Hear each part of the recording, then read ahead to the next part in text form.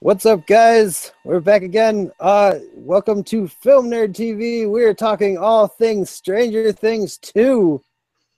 Going back to the Upside Down, finding out what happened to Will, what happened to 11, all the fun stuff, and spoilers ahead. We're going to spoil the crap out of this season. Joining me, as always, is Haven, the villain Pendergast. Hey, what's up, guys? Glad to be here. Can't wait to talk about one of my favorite shows of all time. Absolutely. And right next to him on my screen is Hunter, the Hitman Chambliss. How's it going, guys? Fair warning, I am a little sick, so my voice does sound pre-teen-ish, but I'm here to talk about Stranger Things. I love it. Yes, indeed. All right, he sure did. It finally happened. We're super excited for him. And also, we are joined by Chance, the Titan Ellison. We're gonna talk some stuff. What's up? Hey, what's up, guys? Seems like I'm on every show on this channel very recently, but yeah, I'm ready to talk another great season of television. Absolutely. Oh yes. He's jumping all over the Schmoes Bros. Having some fun. Doesn't get to let his loose in his in other things, I guess. So he likes to jump in on our stuff. Yeah, I like to make my rounds, publicity and all that. Yes, indeed.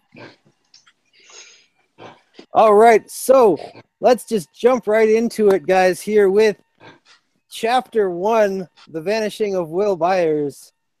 Guys, no, it's called Mad Max. Oh wait, no, I'm sorry, Mad Max. That's season one. That's season one. I am on the wrong season. You're on the wrong season. It is the Chapter 1 is Mad Max of Stranger Things 2. Off to a great start. Absolutely, it's going so well. So let's go to the villain first. What are your thoughts on Mad Max?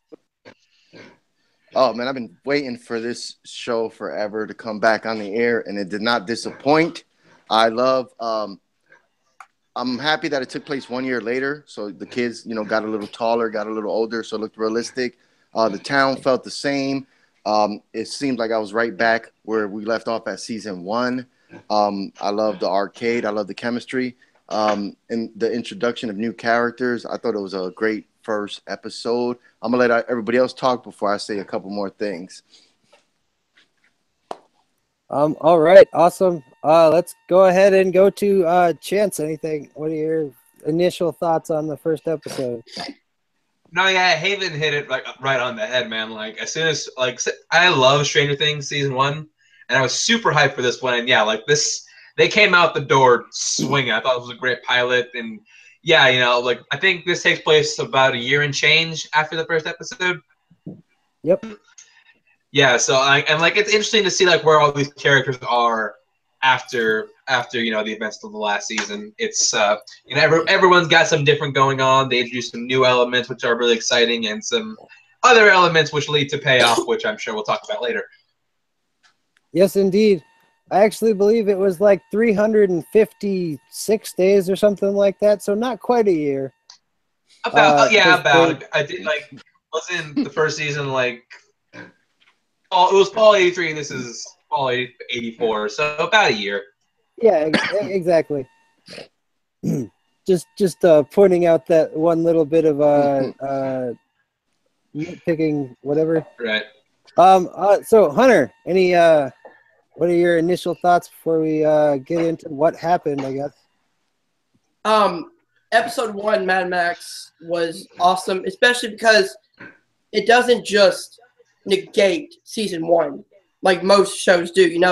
Season 1 doesn't matter. This one follows right where season 1 does matter, and you follow these kids on their journey. You add in new kids such as Max, played by Sadie Sink, I believe that's how you say her name. Sadie, yep. And then Sadie Sink. Yep. Is that really her name? And then Billy, played by, I'm gonna say his first name wrong. Is it Decker? Decker. I think it's Decker. Montgomery. Which that dude was. We'll get to that later. Oh yeah, we'll talk about him more. Yes, indeed. Everything all right. about this episode. Same. I really liked this episode. I thought it started out really well. And I thought it was really smart the way that they kind of graduated from the D&D in the first season. Was you know what this, it was setting up everything that happened in the first season. They did the exact same thing but started in an arcade, which I thought was done beautifully. I mean, even if you look at it like Dig Dug, you're digging tunnels beneath the stuff and trying to escape the monsters. Like, it all kind of ties in. Even There's also the dragons D&D that you learn later. Well, yeah, for sure. But even like Dragon's Lair, how freaking the two kids, what the heck are their names? Oh yeah, I'm Lucas blanking and on their names right now. Dustin. Lucas and Dustin. Lucas and Dustin fighting over Max. Like, they were fighting over the princess in the Dragon's Lair game. Like, they set up the entire season in that little arcade. Yeah, that was that was a really good bit of foreshadowing on their part. Oh yeah, absolutely. And like I didn't catch it, and then like going back and thinking about it, it was like, oh wow, they really told us exactly what was going to happen. Mm-hmm. And then did it, and I was still surprised. I thought it was fantastic. Great introduction to Sean Astin as Bob. Yes. Oh my god, yes. Yeah. So good. And perfectly thread that line of, oh, this is the guy from Goonies, but like he didn't distract. Like, he was just Bob. He wasn't. Mm-hmm. He wasn't anybody. Like he just came in and played his part. He didn't distract from it. Like, he fit. He was so natural. Another one we got introduced to was Paul Reiser as the doctor. Which, like, holy crap! Like, total. Like, I was like, where did he come from? Where has he been? But yeah, like that was again another great 80s like sci-fi staple is Aliens, and he's basically playing the same character as he did in Aliens. Yeah, exactly. He's once again a guy who should not be trusted. Yeah, who's there to clean up the mess of somebody else. I like I really enjoyed seeing Hopper again, man. He that guy is just so cool. David Harper. David Harper. Yeah, awesome. yeah. The Sheriff Hopper, man, he just plays it so cool, man. And I was waiting the whole episode, like Will, having those it's not even flashbacks. What would I call them? Those visions of the upside down. Mike trying to figure out what's going on with his best friend, and just the little details they were sprinkling in. But what I really enjoyed was the very end, the last 5 minutes of this episode. What was that? I guess we could say it now, where like you find out not only is Levin alive, but she's been living with Hopper this whole time. Mm-hmm. Yes. Yeah. That was amazing. So good. I didn't know if they were gonna go that way.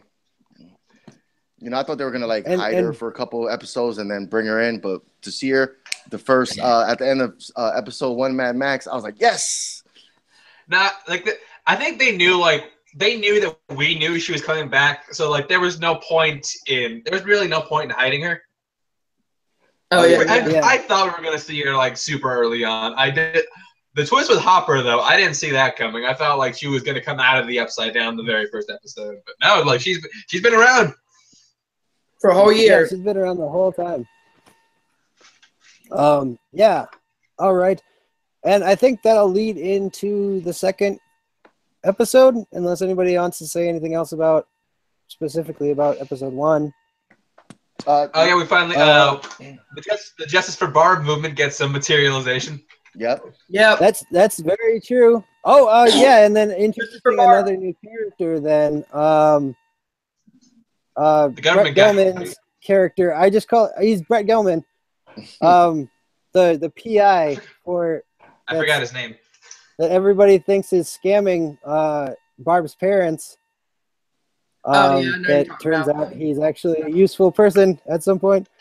I loved the way that they played back and forth with Hopper and him. or like all the cops in him, like where they just were constantly messing with him because he's this disgraced journalist from Chicago. I thought that was really interesting. Murray, that's right. Yep. Murray, who turns out to be a creep, but later on. So let's. Oh yeah, we'll talk about that when we get to the episodes. Yes, indeed. We'll definitely get in that one. All right. Yeah. So now moving on to chapter 2, which is Trick or Treat, Freak.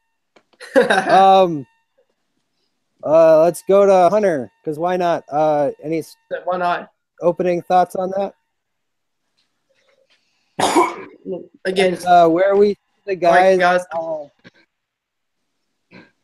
To be honest, I watched it last weekend, so it's gonna take me a minute to remember all that happened. That's the one when they go to school in the Ghostbusters outfits. Oh yeah, talk about this first. We finally see that Lucas has a family. They exist. Yeah. Yeah. You never seen him in season 1. You see the mother, the dad, and the sister. That's what she's supposed to do. Same with Dustin too. You get a very interesting look into his home life. Did we see his mom last? Did we see his mom last season though? I think we saw his mom once. Very first scene. Last season? Really?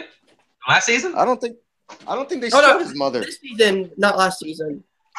This season. Yeah, first episode. But I thought they showed Dustin's mom last season, but I guess not. But yeah, we found the black kid has a family. We know that for sure. Yeah. Absolutely, he does, and his sister is kind of a jerk.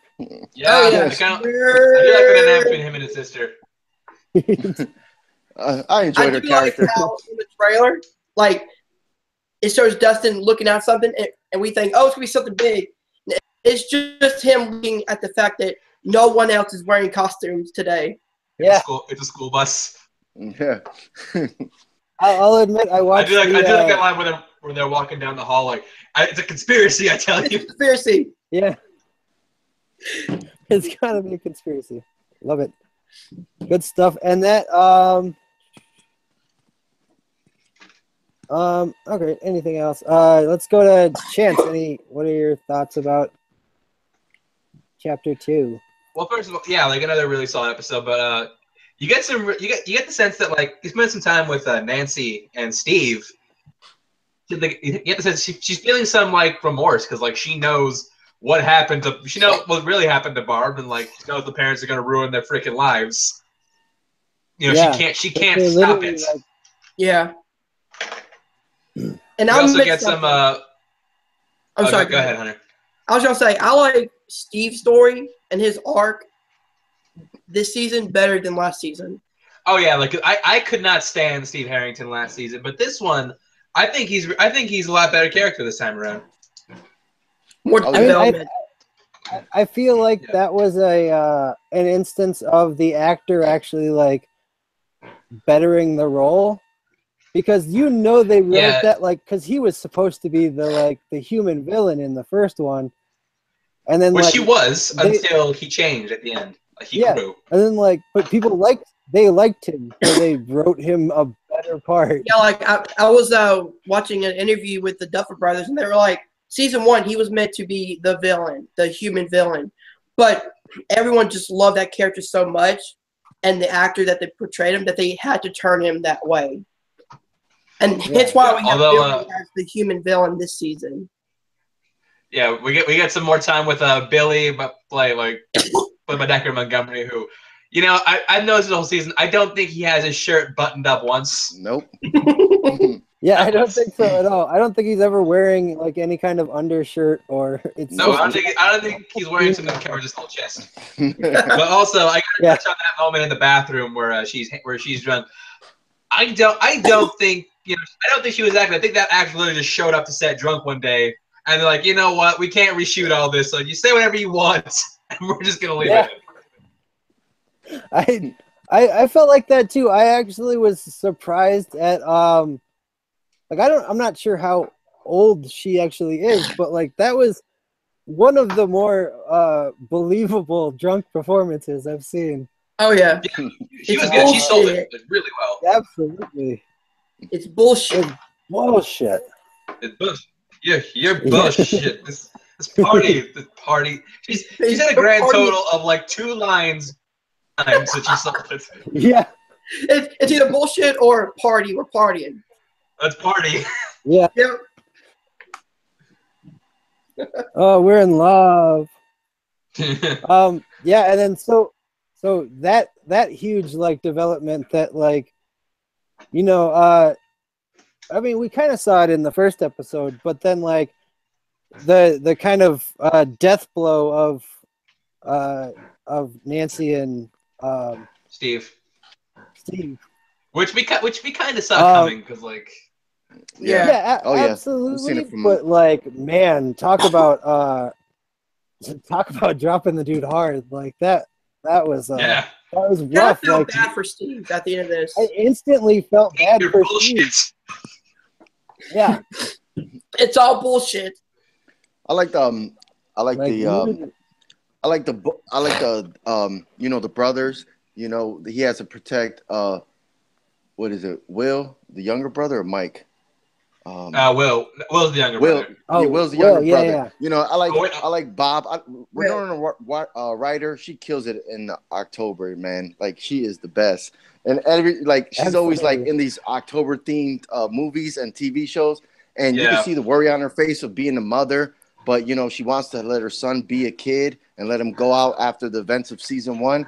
You know, and Bob's like, "Oh, look, I got this new fancy thing. This is camera. You know, let me show you how to work it." You know, and the brother, you know, the brother still hasn't made friends from last season, but he's like, you know what, go out. I'm gonna pick you up.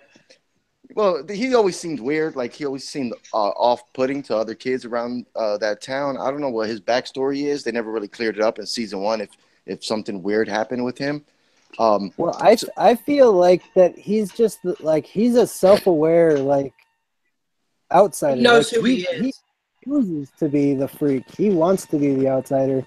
Mm-hmm. Like, he's not interested in like other people's like petty lives, you know? Yeah. Where he decides, he's like, okay, you know, go out with your friends. I'll pick you up around this time. He goes to a party. You know, all the kids, they're out trick-or-treating. I like, it sucks, but, you know, they call him Zombie Boy. You know, Dustin and Lucas, they're panning for Max's love. They invite her out. You know, they're busy with her. Mike doesn't like it. You know, he's still trying to protect Will. I don't think Mike smiles until like the last episode. No, totally. Episode 8 is where I think he smiles. The first time we see him smile this whole season. Yep.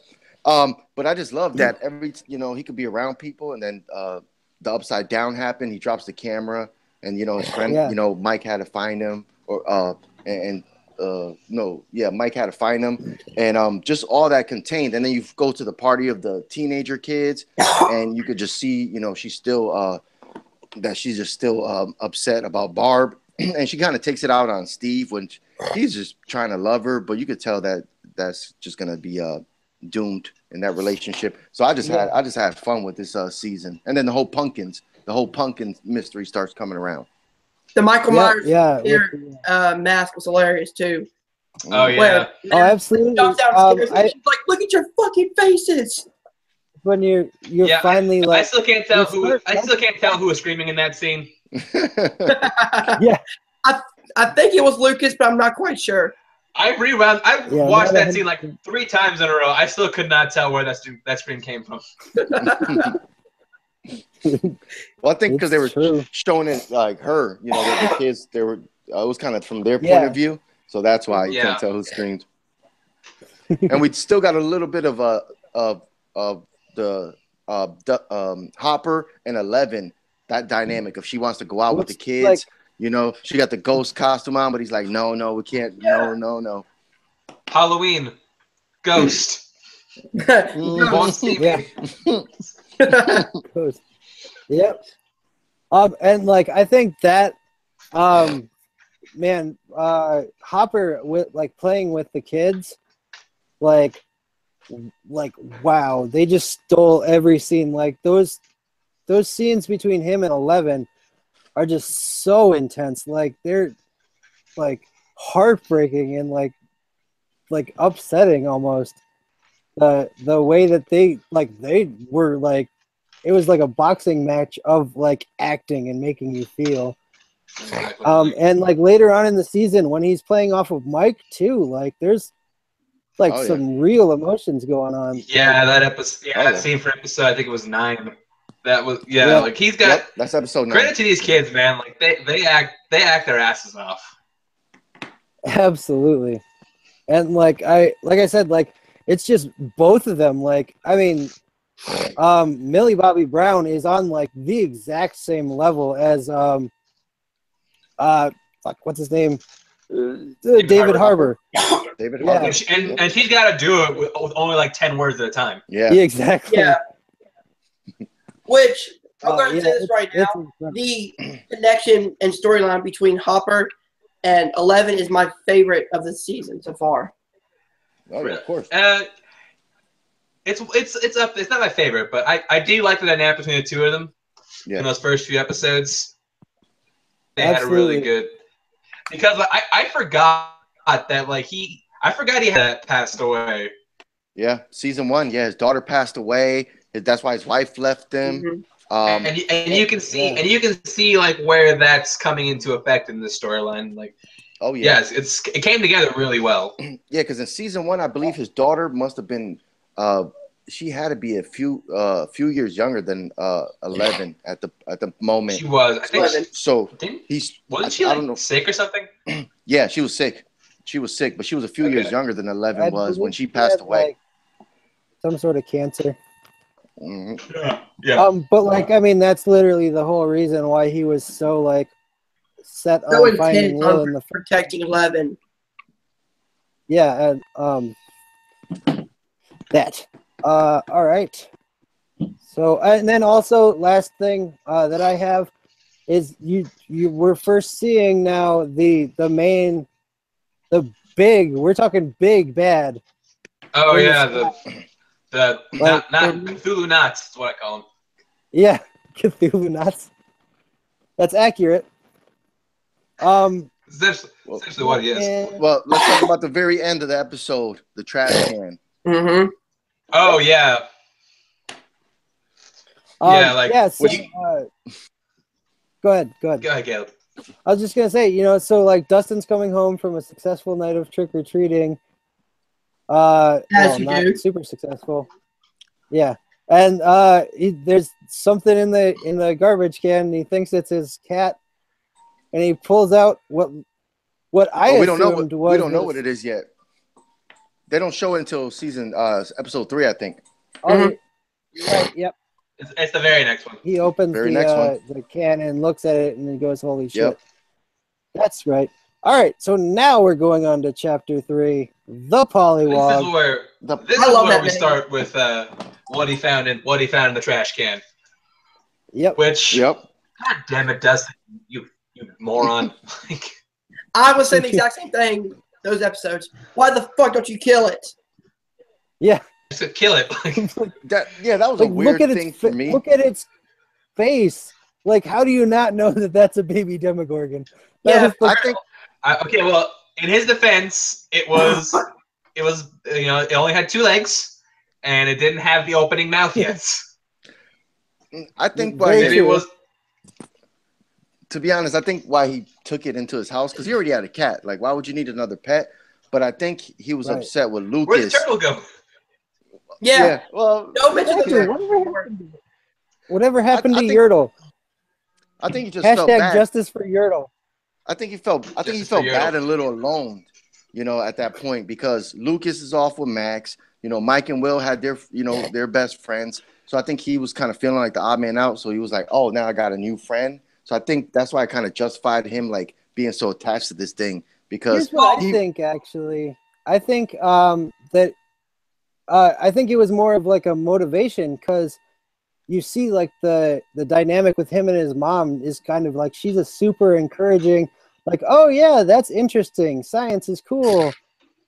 Like, I think this was his way of like impressing Max. He was thinking, look, I made a scientific discovery, and this is going to make me the coolest person. That's what I was going to trying to impress Max. It's just like, you know, he's sitting in a room. It's like, okay, you know what? We're pretty even. Can I top that? Science. Yeah. Science. Going to blind someone with all that science. It's very weird science. Very weird. All right. And then this is 11 where, grows increasingly impatient. Oh yeah, well this is where 11 flips out on Jim. Oh, Yeah. First of all, he gave you candy. He gave you candy for breakfast. Why are you gonna flip out on him now? Come on. yeah. After the candy. I think this is when Right? because this is still taking place on Bless You Halloween night. I think it goes right into it. Yeah. So you got Steven realizing that his girl left with the other dude, which I forget his name. Jonathan. No, Jonathan. You know, Jonathan Jonathan. took her home, so Steven's kind of like feeling bad. Well. You got Hopper, investigating because he's a cop through and through. So that's why he's in charge, because his other deputies, they're ready to go home. You know, it's dark out. They're not following the trails of the goo, but he's out so late he forgets about the candy, and then that's why the confrontation happens. Doesn't he like buy a kid's candy? Yeah. He tries to. No, he tries to. The kid ain't having it. Kid's like, nah, it's my candy. But he had the candy, so what? Did he rob that kid? Yeah. I think He might have. he tried to give him money. Police brutality early. He tried to give him He money. just pulls and the up kid didn't that want it. Well, I mean, but when he came to the door, he did have that little pumpkin. Yeah. Oh yeah, he Yeah, must just have like, threatened him. give me your shit. Yeah, we don't Give me know. the fucking monkey too. He went dark. He Probably. was like, "Look, I tried to give you the money. And now I'm gonna just take it anyways." Give you candy, boy. He Oh, straight no. murked I will it. shoot you and no one will say a damn thing. Oh, it's getting too You close notice to you home never now. saw that kid again. Nope. Well, he didn't have to go back to that farm. Where do you go? He didn't have to go back to that farm. I think that's why. True. All right. That So got yeah, way too dark, again, way too quick. so again, just like literally like 11 and him going back and forth, like verbally sparring to the point that like she's beating him up and he's getting so riled up. It's like, it's scary between the two of them. Like, Is this it's, the one Oh, yeah, it's intense. where she compares him to Paul? to Paul? Papa? I think that's the next one. I think that's the next one. Okay. Yeah, I don't think believe it's so, not this yeah. episode. This episode, This is- well, go ahead, Caleb. Well, I believe this is the one where he tries to toss a book to her. No, she stopped. Yeah. Look up brat in the dictionary. Yeah. Yep. And then she hits him with the couch and slams the door on him. Yep. And then he's yelling, and then he leaves. Yeah, he leaves because she goes in the room, and then he goes back to his mission. But I like the Yep. This is the first. This is when he brings the pollywog to the school to impress Max, and this is the first time you see all 5 kids really talking and stuff. Because when she showed up on Halloween, Will and Mike, they kind of stayed away from her, and then Will seen the Upside Down, so there was no interaction. But they're in school, and they're both trying to one up each other, Dustin and Lucas. So they take Max, and they show her like the secret room that they always go in to talk about stuff, and he pulls out the pollywog. And I think this is that's the episode where it gets lost and they're all trying to find it. Yeah, it is. And like this is the one where you see 11. This is where I thought 11 was going to get back with the crew, because that was what I was looking forward to most in this season. Absolutely, when she Yes. left and come to the school. Then she sees Mike and that redhead, man. Just stay with my man, bitch. Yeah. Yeah. If he would have just turned around a couple seconds earlier, damn it. Like, Yeah. if 11 knew what a hand touch could mean, like, she Yeah. jumped the gun, man. She jumped the gun. Yes. Yes, indeed. I'm glad she just didn't. I'm just glad she didn't like fling her across the wall and like just leave her in the splatter of blood or something. Yeah. Just like, oh yeah, she just killed this girl off like right now. She's splattered. Just like, oh yeah. On. Yep. And then also something that we've actually neglected to talk about much is the stuff going on at the Department of Energy, and the company that I'm blanking on right now. But with Paul Reiser. Paul Reiser's crew. I don't know. If Yeah. What is that building called? I don't know if they're not. They never really said if they're a branch of the military, but they never really said. I think it's just Hawkins Chemical or something like that. Hawkins Lab. I forget what they're called. I just call them Paul Reiser's crew. True. I think they call it Hawkins Lab the entire season. So. Right. Okay. So because there's stuff going on with that. You're seeing them doing the burn. You can see that they're not being truthful when they're talking about what's going on with Will, because they come in for a checkup. We kind of skipped over that. That's kind of where we see that Hopper is also getting really close with Joyce. No, Yeah, they were friends in high school. I wouldn't say they were getting close yet because he was friendly in season one. No, but and no, yeah, for sure. But I mean, like, he's you're kind of seeing that dual life that Hopper is leading, where he's like, call me first. What? I said, hashtag Jopper. Jopper. Yeah. Oh goodness. Oh, I actually really like Bob, and like while we're talking about Joyce, like we saw some great interaction between Will and Bob. Sharing like old nightmare stories. Yeah. Who that led to some interesting payoff. Interesting payoff in the end, where it's just like all you gotta do is stand up to it, and it'll go away. Yeah, not quite, Bob. It's not how this works. Yeah. It's not how any of this works, Bob. At all. You can see he really cared because at first I was like, I don't know if he was good or bad. I couldn't tell.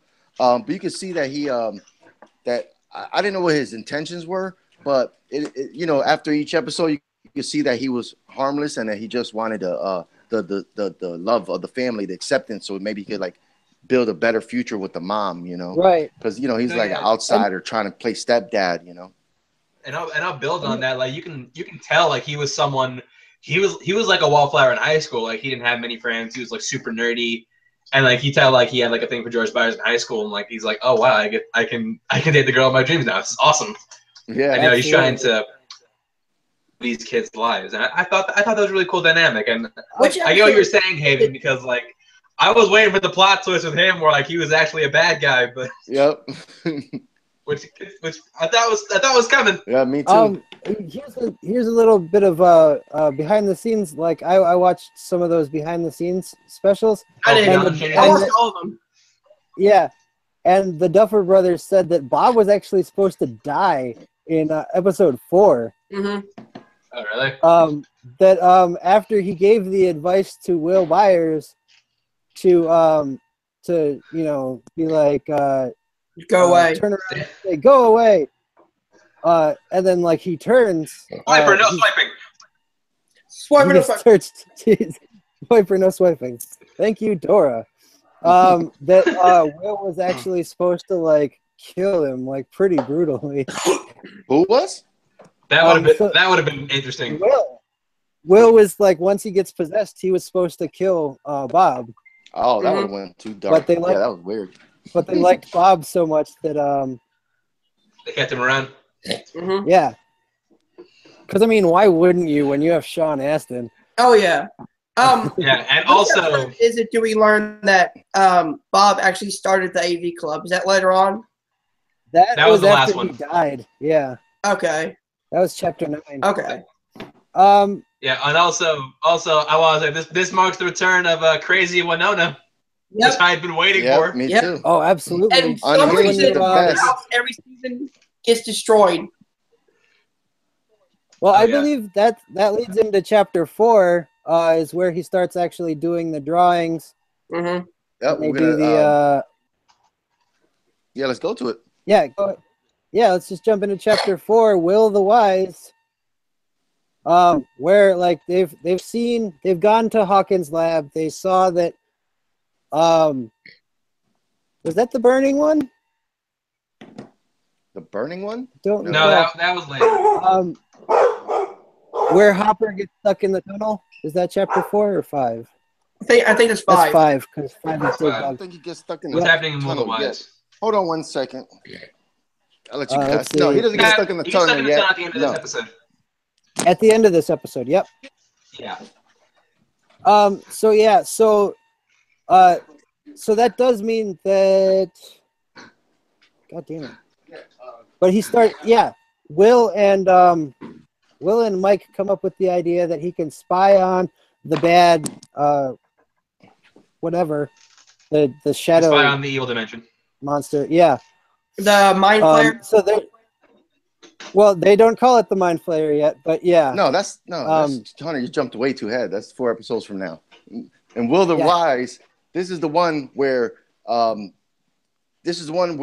we have what does daughter's name again? Jonathan and Nancy. Thank you. They she's so grief stricken, and Jonathan's trying to be the good guy. That's when they go to try to meet the parents of Barb, but they get confronted by the agents. Yeah, and they're just like, "Oh shit, we're surrounded." Yep. And then plot twist. It turns out they did it on purpose, which was I thought was great. Yeah. Showing like some ingenuity and some like kind of resourcefulness. A little like they're using that. Nobody expects them to be doing this to actually like break out some real spy shit. Yeah. Yeah. So yeah, you get the great Paul Reiser line where it's like you see that like I have to stop the truth from spreading, just like these weeds here, by any means necessary. And like it sounds totally innocuous, but just like everything that's happening, it's like it's a clear threat. And it's really heavy, even though he's saying it with a smile on his face and just like a friendly guy. Yeah, exactly. Yeah, because I thought that was great. Well, one thing we haven't touched on yet was that the spreading, in the building, from last season, it was just like a hole where a man could walk through, and now you could see it. Like they're always trying to burn it and try to close it, and they don't know how. But you could see the thing just got bigger. The hole from our Earth to the upside down. Yeah, they're trying to fix it, but it just keeps getting worse. Yeah, and they don't know how. Yeah, exactly. And then also, so like I was saying, so Mike and Will kind of a little bit figuring out that there's some connection to maybe be exploited, with Will's visions or his now memories, as he calls them.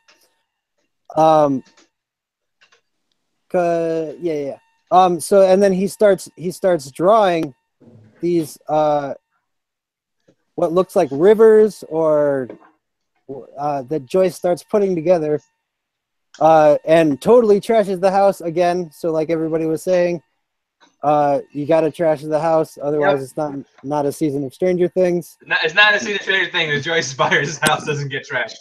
Yeah, exactly. First season it was the Christmas lights. This one it's just pictures everywhere. Yeah, you knew she was gonna bust out those Christmas lights at some point. Yeah. And then, so that leads to Hopper.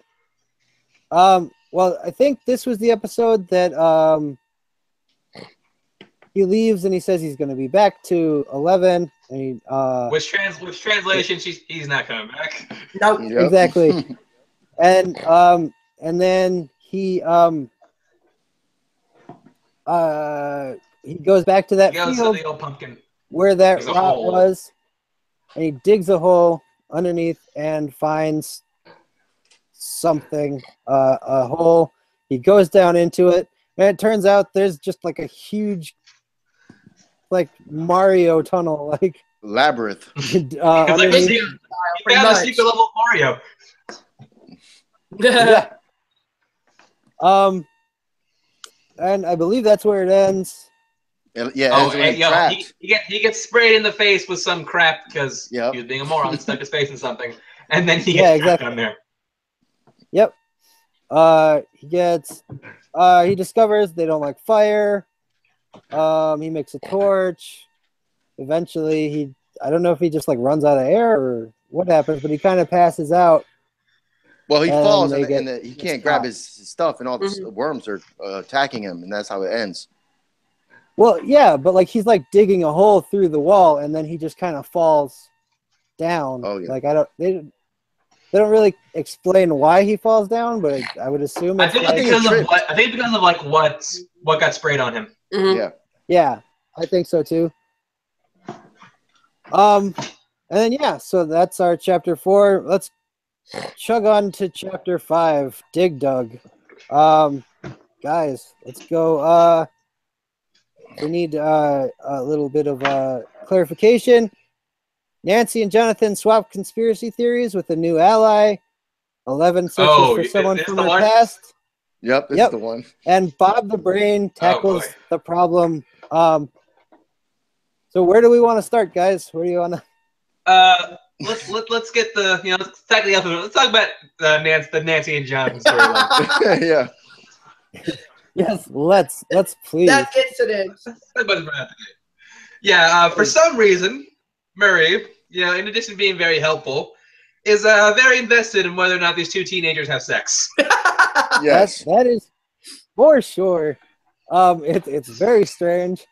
I don't like. I know I heard Brett Gelman's excuse for it was that he was like, well, this is a lie, and he's obsessed with exposing lies. But I don't think that's true. It was very no. It was very strange. Well, before that, he was cool. I mean, he was kind of a weirdo to begin with when they first get to his place. I don't know, for a guy to be so weird, he still seemed like he had the swagger to him. You know? Like he was kind of captivating in a way. Like he's one of those guys who probably believed JFK was a hoax, or like the moon landing was a hoax and JFK was like a conspiracy. And like he was cool about that until he went from like 0 to creepy. Yeah. Yeah, absolutely. Like One I of mean, the even best the lines of this episode was. Oh, sorry. Go ahead. I was gonna say that line where they're like, "What are you doing?" And he's like, "I'm thinking," and she's like, "With vodka?" He's like, "Yeah, it's a neural inhibitor, so yeah, with vodka." And Hunter, I know where you're going, but I know what line you're going to, but say it anyways.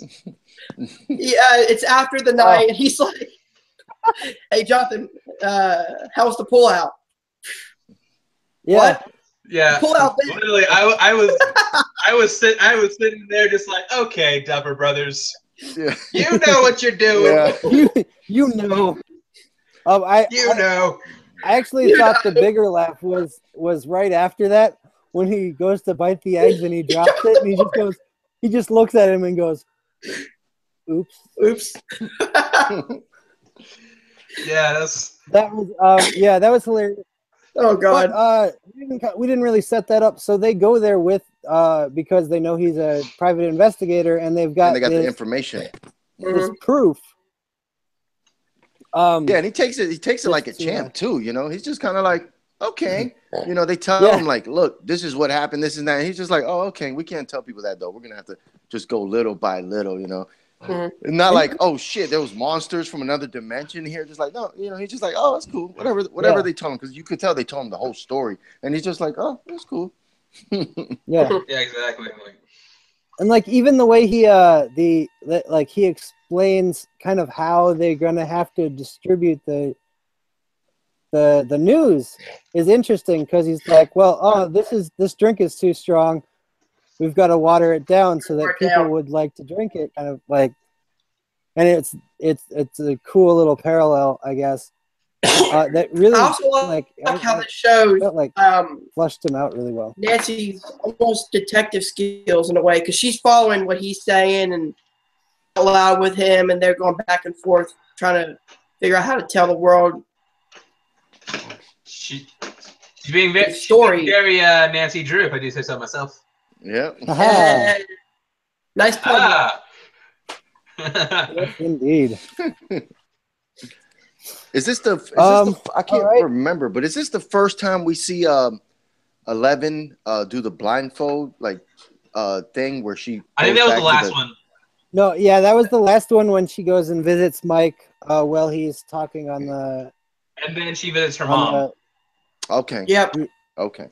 Yep. Which I don't know how. Did they explain how she got the ability to do that? Did she just get like really good at it? Because like in the first season, she needed Water to be and like all that depraved other of all shit. senses. She needed like a I bathtub think full of salt water. Yeah, she needed like all this crazy stuff in the first season, but I think that now for after a year, I think maybe she's just been honing her skills. That's all I Yeah, can I think think of. she's gotten really good at it. That's what I interpret it as. I think she's getting Yeah, really good Yeah. at it. me too. Because she did it like as soon I as like agree, when like- she first did it, she was just like blindfold, boom, right black in that black world of just nothingness. Yeah, for sure. Yeah, I do think it's just like kind of her maturing. She's getting older. She's getting better. And they kind of, it seems like they hint at that with something that we totally missed from the first episode with the girl number 8. I was going to talk about that. I was going to talk about that when we got to 7. Well, yeah, but I mean, we see her first in episode Yeah. 1. We see it first. Yeah, episode 1. yeah, the photo. So that Like like the you very can first kind of scene, we see her. So you kind of see this like, okay, so this is what one of these people can do when their powers are like full. Like, you know, it's and so I feel like that this is what they're kind of doing the same thing where it's like, okay, so 11, she's gone up a notch. She's upgraded. She's another year older. She's another year more powerful. No, exactly. Like, I mean, and that- you know, she even says later on that she was listening in every day Exactly. when Will was calling her. So I mean, she's been practicing. Yeah, she's gotten that practice. Another thing I think this is the first instance where we see you know, the Dacre Montgomery is a racist storyline. Yeah, which I was a little surprised that they went there. Especially because I mean, 1980. I know for sure, but like, it's not an easy subject to just throw in there. No, it's not. I'm surprised they went there. And kudos to Duffer Brothers for like that's not an easy thing to tackle. Yeah, and they did it really well. Like, I mean, they didn't go too hard on it to be like, oh, we're making a statement. It was just like this is a thing that's happening and it's despicable. Is this the one where like what? he tells I'm sorry, where he tells Max about not hanging out with Lucas? Is that what we're talking about here? yeah. Okay. This is the first instance of that.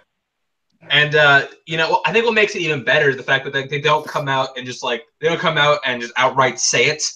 They don't have to be like, you stay away from that Negro. Yeah. They're smart about it. Subtle. And like it's continued even more in like I think it's the 8th episode, it's the 9th episode, which we'll get to that. We'll get to that in a minute. Well, it's It's- both of those episodes. It does come up for sure. Yeah, exactly. Like we'll get to that. We'll get to that in 8 more later. But then, I thought it was so- a really gutsy move by the Duffer Brothers, and it paid off really well. And props to Dacre Montgomery, who really sold that, and who I He am really did, enjoying this like, season. I mean, he was. I'm gonna talk about him more later on because he was. There was something that every time he showed up, I thought there was something that I thought was gonna happen with him or a reveal, and then it went a different way. So I was just like, oh, okay. Yeah, exactly. Because I think mean, we like, skipped the part where the basketball game, and then I think the shower scene. You know. Oh yeah. I don't remember what episode that was, where he turned the water off. I think that was the last one or the one before. All right, because he turned That was the one water after off. the Halloween party. Yeah. It was the one after the Halloween party. Yeah, so I thought maybe they were gonna have a reveal with him at the end, but it didn't go that way. Oh, that he was gay. He was gay. Yeah, I thought he was gonna be gay. You know, to be honest, because he was acting super I macho. kind of did too. Because the first thing he says to the sisters, like, "Oh, look at all these pigs." He's talking about the women in the town. It's like, "Oh, these are all ugly bitches," or whatever he says. All these cows. Yeah. Yeah. And even like the pretty ones, he's just like, ugh, whatever. And then in the shower scene, like it looked like he kind of looked down for a minute at the guy's genitalia. Yeah, so okay. He's got an earring. He's got a mullet. He never buttons his shirt up all the way. Maybe he's hiding something that we're not seeing. Yeah, that's what I thought. But we want to get to the next episode. Well, I mean, we actually still haven't covered. This is where Bob is figuring out what the drawings mean. Oh yeah. X Oh marks yeah. the Well, spot. this one really. Goonie reference and the X marks the spot. The treasure Yeah, map. the Goonies reference. Exactly. Yeah, where he says, "Where are you gonna find pirate treasure?"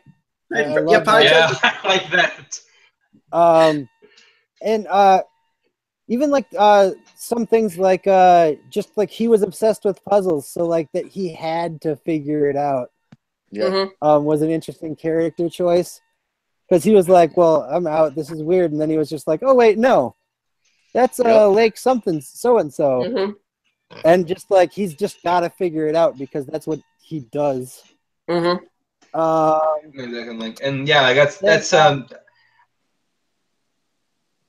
So go ahead, Gail. Then that leads into the finding Hopper, who's just been like, he's just been wrecked down in this tunnel.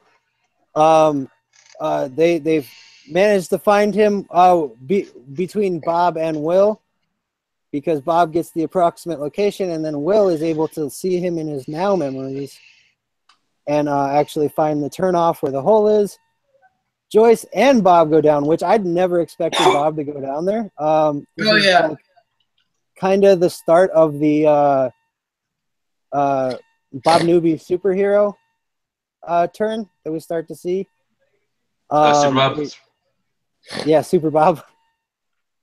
And then so they get him out, and then we go back up to see Will and Mike up top, and there's cars, and it's all the people, the soldiers coming to burn. They pull Joyce and Bob and Hopper out, all that fun stuff, and then they start burning, and we see Will start to burn. And this is where I'm not sure the kid's name, but the kid that plays Will, like, he goes to another level. Noah Shep, I think. He just goes. Yeah, Noah Shep. Snap. Yeah, like, holy crap, that kid just like he snapped, dude. He went nuts. Full on, like. Yeah, and it's good to see him get some stuff to work with, because like in the first season he was a plot device, and this one. Yeah, he's like half plot device, but he gets some stuff to work on. Exactly. Yeah, the kid's a good actor, and so I'm glad he got this little to work on. Oh yeah, they all are. And then so that leads us out into chapter 6, The Spy. Wait, should we talk about the 11 storyline, like in leading into this one? Oh yeah. Was leaving, right? Yeah, 11. She goes to look for her mom. Yep. Yeah, she finds her. Yeah, she finds her in the void, and figures out where she is, because she's waited for Hopper for like, I think it was over a day, wasn't it? Yeah. Yeah, he's like, fuck. He was gone. He's trapped in the tunnels. Yeah. So yeah, she's just like, screw it, I'm out. I'm gonna find my mom.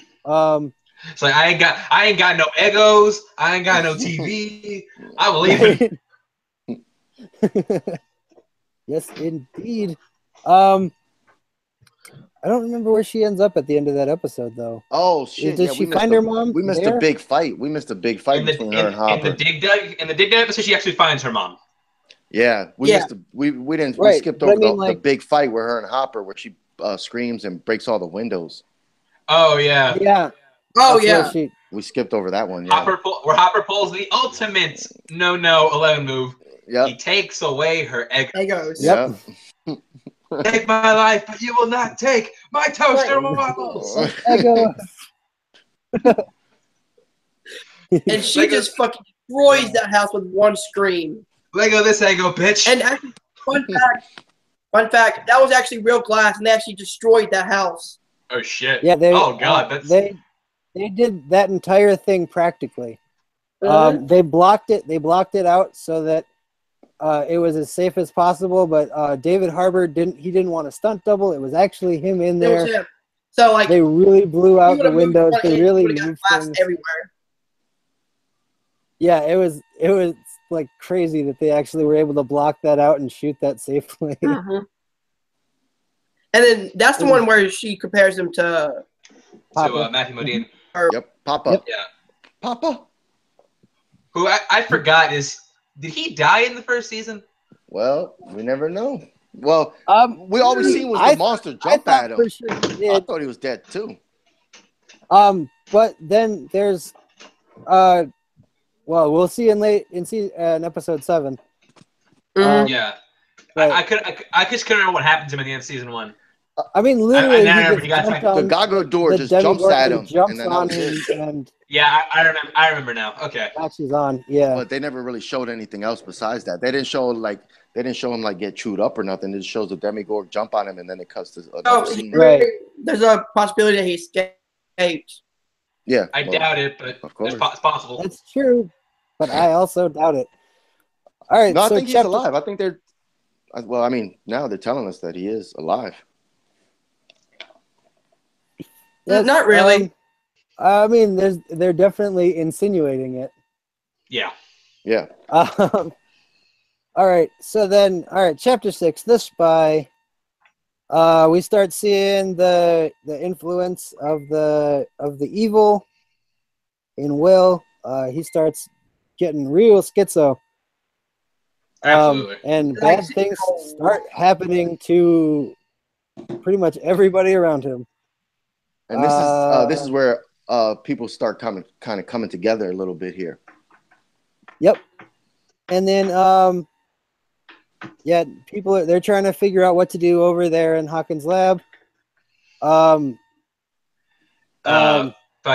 Dart has gotten huge. He ate the cat. Oh yeah.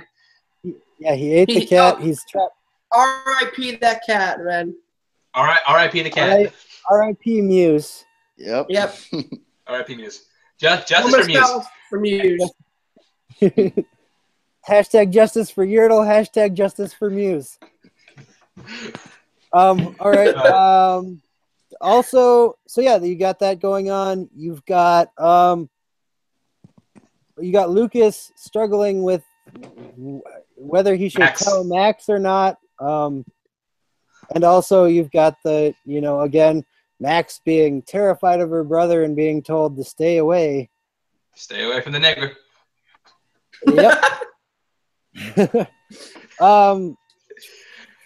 And then so Dustin grabs her hand, right? And then no, that was last episode. Oh, okay. We didn't talk about that one. That was the first time he tells her not to talk to him. Yeah. Because that was the first time he ever noticed her. Either. So where he grabs her hand? That was an improvised. That wasn't in the script. Yep. The two actors timed it well to where she flew her arms like this and then he grabbed it. Huh, I didn't know that. Yeah. Me neither. Beyond Stranger Things taught me a lot. Yeah, I need to check that out. But on this episode, first of all, I want to talk about. Isn't this the one where Dustin teams up with Steve Harrington? That's what I'm saying. That's when people start coming together. Yeah. I wanted to loop back to Lucas's sister real quick before that though. Oh, okay. Oh yeah. Code Red. Yeah. How about Code? Shut the hell up. Hilarious. Code, shut up, bitch. Yeah. That was. I love that. Code, shut the hell up. Yeah. So, something I want to touch on real quick. First of all, I really like Dustin this season because this kid does not give a fuck who he's in front of. He will curse in front of everybody. Because I remember that scene where in front of the library, he's like, the whole season this dude is cussing. Shitting me.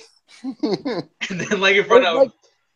And then he goes and tries to find Mike. He tries to find Mike, and he's just like, "Oh, come on, what the?" He's like, son of a bitch. Yeah. The bat with the nails, too. And no, I'll get to that in a second. But Mike's dad is so useless. He's such a bad parent. He doesn't give a fuck. He's just like, hey.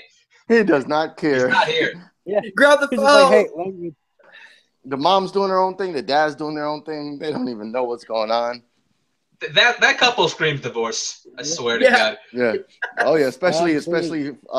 I think it's episode 9.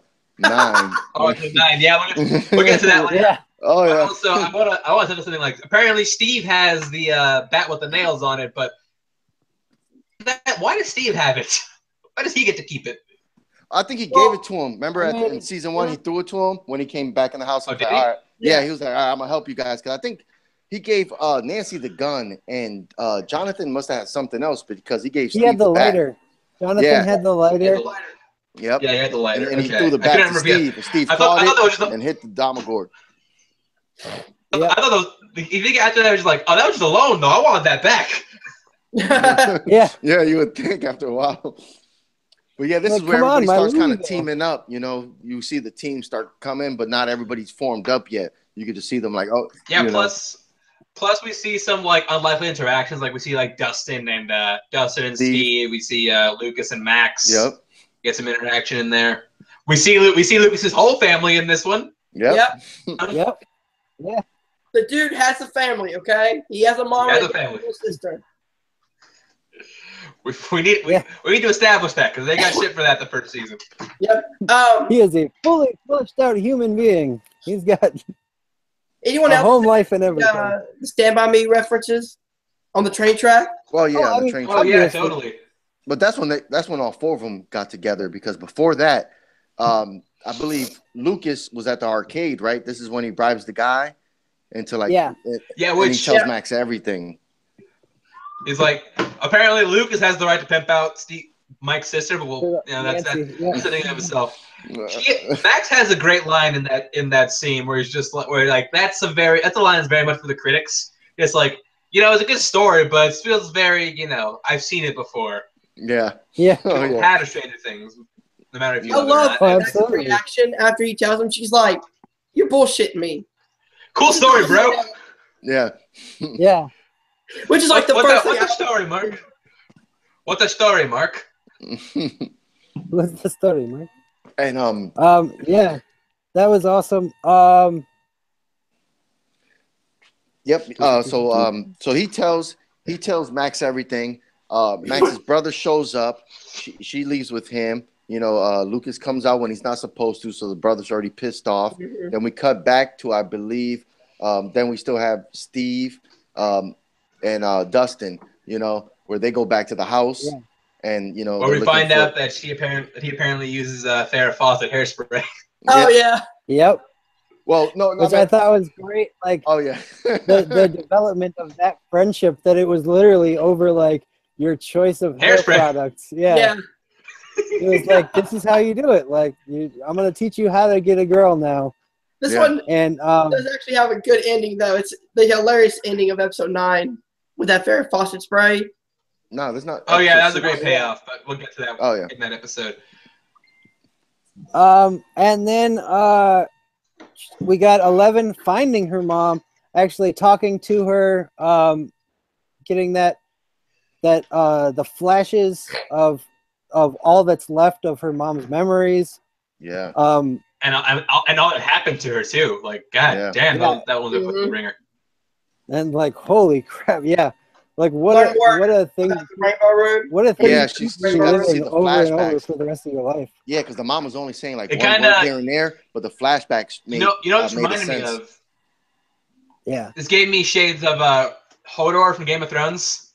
Yes, a little bit. Yeah. Yeah, like something impacts your life so much that she only remember pieces. Yep. And like those pieces are what sticks with her entire life. So I thought that was very well done. I still want to know what the combination was that she remembered. They didn't ever. Oh, wasn't it like left, right, rainbow room? Well, yeah, it was all the stuff that she right, was seeing because the number was, I think the number was what the doctor told him to ramp it up to her. The rainbow room was just showing the rainbow when she found her daughter, but the MPs took her away, so it was just a rainbow on the side of the door. That's why she called it rainbow room. But then there's flashes of a safe lock, like a whatever that's called, a safe lock, twisty kind of lock. that is. Oh, yeah. She goes 3 to the right, 2 to the left. I think it was. Yeah. Yeah. Or something like that. And then it was 450, which was the amperage that they fried her brain with. Yeah. But yeah, They so like fucked they them never all really up so explained. bad though. I'll be Higher. right back, guys. Hold on a second. What is it? Okay. But they screwed that mom up so bad, man. Yeah, and then a nice little pop in from everybody's favorite like character actor that jumps in everywhere. The guy who fried her brain. No, that guy. Yeah, that guy from Identity and Yep. Freaking Constantine. He's Crap, I like can't remember he's his in a name. ton of stuff. Peter I have Peter no Stormer? idea who he is, but I recognize him every time I see him. Yeah. Oh, yeah. Yeah, can't remember his name, but yeah, that guy. That guy. He's always in something. Mm-hmm. Oh, and then so then Hopper thinks he found like a nexus in the tunnels. They send a team to go and burn it, and it turns out it's a trap. And That's a trap. Like It's a trap. it's a trap. Yeah. So they Yeah, because they're still all at that base still. Will, Mike, Yeah. Bob, Will's Winona like Ryder, still hooked and up. Hopper. They're still all in the base. You know. Yep. And then at the so then Will is not Will. Mike starts telling like he's a spy. We need to knock him out. We need to knock Will out. And Will just like again goes nuts. Like he's acting weird this whole season, but then like he starts like straight up going like The Exorcist up in this piece on when Mike wants to put him out. Yep. So they end up putting him out, and it ends the episode with Hopper looking through the hole or the glass. Yeah, and you see the hand come up. Well, first we see like a swarm of signatures just sweep through that team of commandos that went down into the tunnel. Mm-hmm. Yep. And then we see just the first one put its hand over the edge of the hole, and it's like, oh crap, here comes the siege. And then episode over. Then episode over, and we get into episode 7. Which is oh boy. It's a 45-minute break between episode 6 and episode 8. Yeah. It sure is. But Okay, I actually so- like this episode. They went. We have a full story, and now let's go see what's happening over here. Yeah, this is my least favorite episode of Stranger Things, like, overall. I don't think it's awful, but the fact that, like, it's so, like, it makes it stand out even more. Yeah. Yeah. For all the wrong reasons. And, yeah, like, they set off, they had a great setup with 8 in the first scene, the first episode, and the payoff wasn't really there. It was kind of disappointing. Like, you find out, like, so they're essentially the Lost Boys. Yeah. I mean, yeah. Basically, they're fighting people that hurt kids, and they're the runaways. They're the you could even compare them to the Outsiders. Exactly. It was a weird collection because none of them were kids except it was like grown-ass number man. 8. Yeah, except number 8. And if she was supposed to be almost the same age as 11, which 11 she looked so much. She was nowhere near the same age. Yeah, as she's 11. got to so be much like, older. older. like in her teens. She's got to be like 18 or 7, and that's why I'm like, this is. I was like, why is I don't know if when they were kids, maybe she was a year older than 11, but she just looked so much older than her. Yeah. It just didn't make any sense to me. And also, like a strength of the first season is just like it felt like one long story. Like it felt like a super long movie. This is the one instance where Stranger Things felt like a TV show. Yes. Yeah, It felt like we had this story. And, we're just gonna take a break from all that shit. Gonna go to discount Lost Boys. Yeah. The only two things I'll say about this episode. I was just gonna say that as a whole, it didn't really fit in. But just as what it's setting up for the future, I'm actually pretty excited about. Like, come on, this is gonna like she's coming back, and it's gonna be epic when 8 comes back. What I hope they're doing is like they're setting up the return of like the other numbers, like everything else like 1 through 10. Yeah, well, I mean, here's the thing is that like she's the ringleader of this group, so exactly. she's recruiting, she's building something. She's building something, and she's finding people that are associated with this. So I think it's pretty fair to assume that that's what's coming in the future is the introduction of these other numbers. Well, I have to disagree because I don't know if she is kind of the leader just because she has powers, but you know, and then they're taking down establishments, but because those other people don't have powers, and I don't know what their backstory is of what they did wrong or who wronged them. But I think they're just, you know, 80s punks that were like, oh, we're going to take down the man. And there's only 2 things that this episode did for me. Well, maybe 3. It showed that each numbered kid is probably going to have a different power. Yeah, I was about to say that. This episode shows 11 learning how to use her powers more effectively, and that Papa might still be alive. That's the only 3 things this episode did. The rest, I'm good to talk about. I don't need to talk about nothing. 11 super jellies. That's another thing this episode establishes. True. I didn't mind this episode as much. I thought it was an okay episode, but I thought it was, again, like I said, I liked it. I do agree that it was the only one that felt like it was a TV show. It didn't really fit with the rest of the series. But yeah, I'm looking forward to what it's... And I have an answer for Haven's thing, is that, like, they literally said that she found them and chose them to be a part of her group. Yeah, but they were just specifically like because they were outcast, broken people. I mean, she is the leader. It's not like... she found people that she could easily manipulate, but it wasn't like they have powers or they were like being tested on. I don't think. Yeah, and exactly. I don't think no. Papa or whatever. Mahimudin? I don't think Mahimudin's alive either. Well, the bad guy. I mean, the guy that they went to go kill. He said he was. Yeah, he outright said that he is there. He's alive. He's been seen, and I know where he is. Yeah. Really? We also do see that. We also see that 11. Though anger does make her more powerful, like there's a line that she won't cross. Yeah. Is that like this is still a person, it's still somebody's dad. And she kind of has that like, how am I any better than these guys if I'm destroying these girls' life? Yeah. Martha. But she's killed before, and she said it. She said it. I've killed before. You know, if push comes to shove, she will kill. But when she was like, okay, he did stuff to my mother, but the guy said, it wasn't my choice. I was an employee. I had to do it or I wouldn't have a job. And then she sees that he has 2 kids. So he's like, okay, he's providing for his family. He wasn't in control of any of this. So I think that's why. Too. Yeah. No, exactly. And I don't think this is a bad episode. This thing in comparison. No, in comparison, it's disjointed and out of nowhere.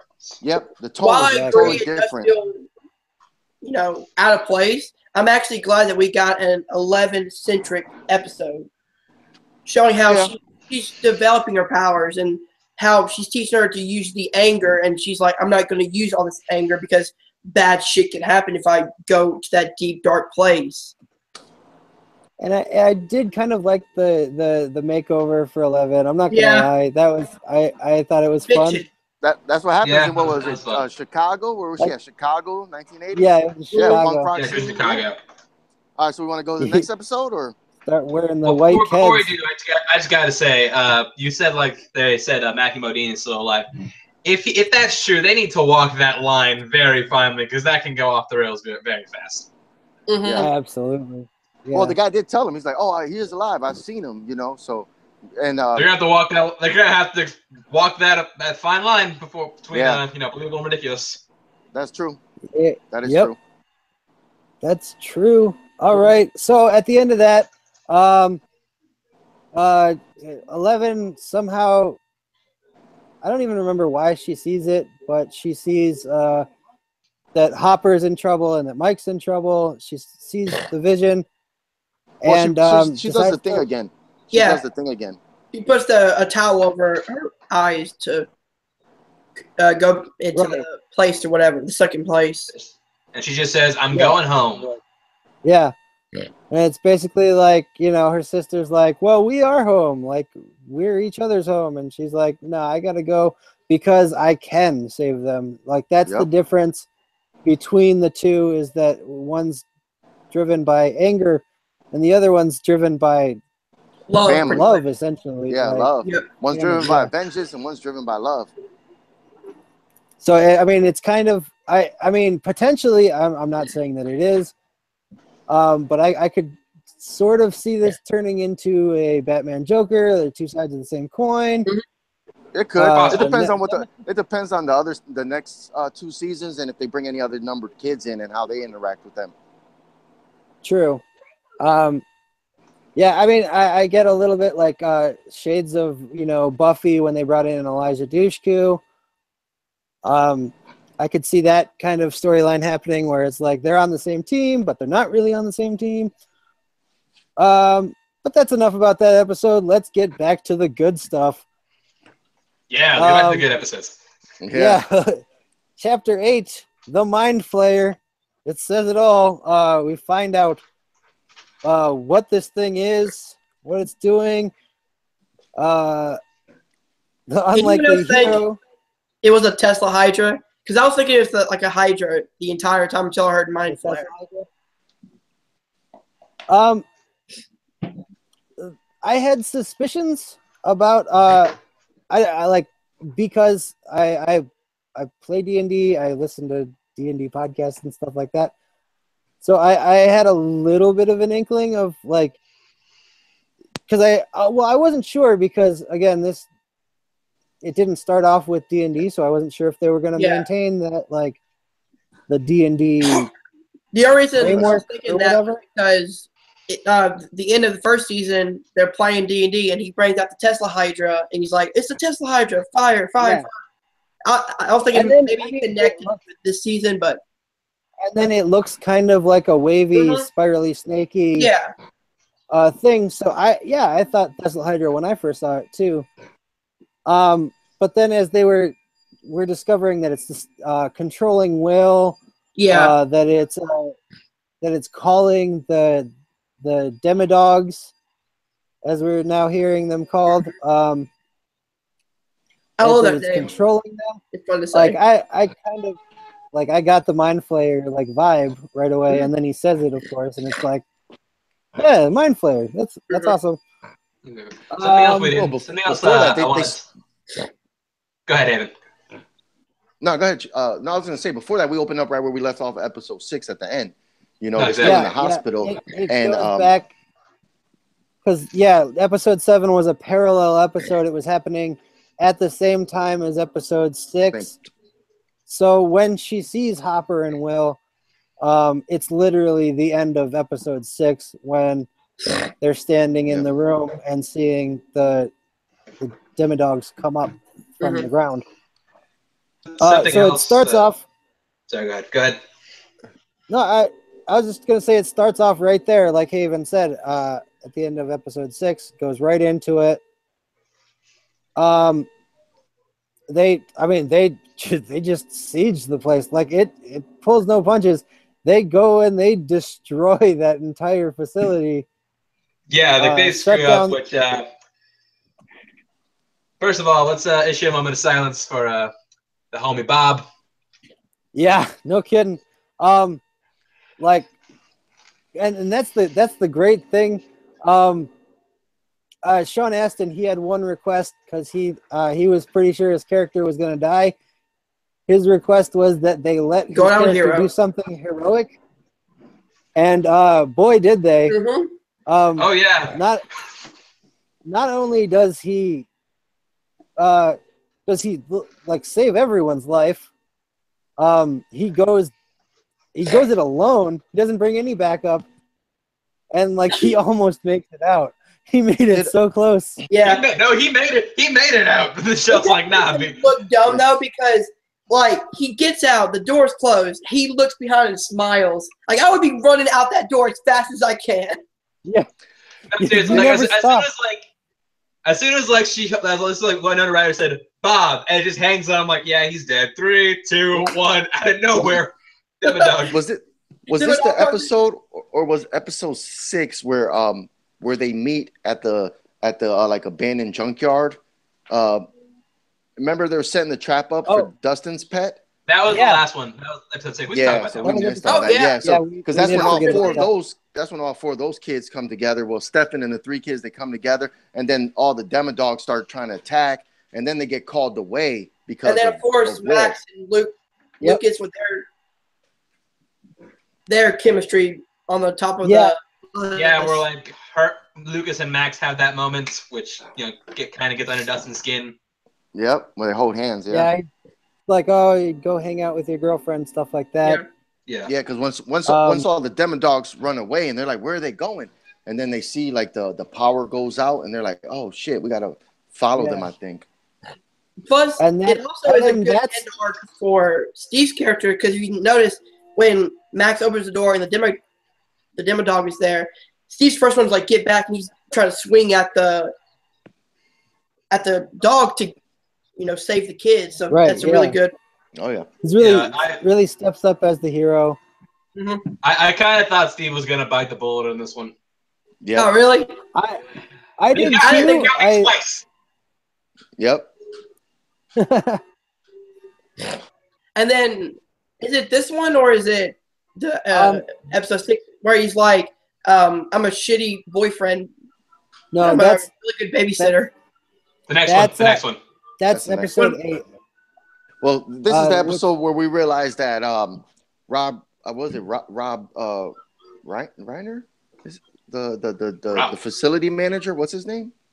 Paul Reiser. Paul Reiser. Paul Reiser. Sorry, that he he got the job, but he wasn't an evil person. Like I thought he was gonna be like evil, but when it came down to them versus the humans, all the humans band together. Like he was helping them. I thought he was gonna do something sneaky, but he even stayed back.